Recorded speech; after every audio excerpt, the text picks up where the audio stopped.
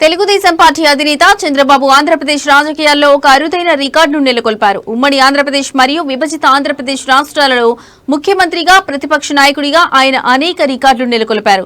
సరిగ్గా 30 ఏళ్ల క్రితం అంటే 1995 సెప్టెంబర్ 1న చంద్రబాబు మొదటిసారిగా ఆంధ్రప్రదేశ్ ముఖ్యమంత్రిగా ప్రమాణ స్వీకారం చేశారు. ఆ రోజు ఎన్టీఆర్ ప్రభుత్వాన్ని పడగొట్టి పార్టీలో అంతర్గత సంక్షోభం తర్వాత ఆయన ఈ పదవిని చేపట్టారు. ఎన్టీఆర్ భార్య లక్ష్మీపార్వతి పార్టీలో రెండో అధికార కేంద్రంగా మారిందని ఆరోపిస్తూ తన కుటుంబ సభ్యుల సహకారంతో చంద్రబాబు ముఖ్యమంత్రి పీఠాన్ని అధిరోహించారు. ఈ రకంగా ఈ రోజు ఆయన జీవితంలో ఒక ప్రత్యేకమైన రోజుగా నిలిచిపోయింది. చంద్రబాబు ఉమ్మడి ఆంధ్రప్రదేశ్లో 2 సార్లు 1995 నుంచి 2004 వరకు ముఖ్యమంత్రిగా పనిచేశారు. అంతేకాకుండా ఉమ్మడి రాష్ట్రంలో 2004 నుంచి 2014 వరకు 10 ఏళ్ల పాటు సుదీర్ఘ కాలం ప్రతిపక్ష నాయకుడిగా కూడా వ్యవహరించారు.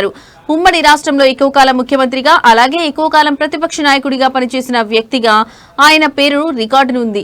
ఈ రికార్డును ఎవరు బద్దలు కొట్టలేకపోవచ్చు. మొత్తంగా ఉమ్మడి మరియు విభజిత ఆంధ్రప్రదేశ్లో కలిపి ఆయన 15 ఏళ్లు ప్రతిపక్ష నాయకుడిగా పనిచేశారు.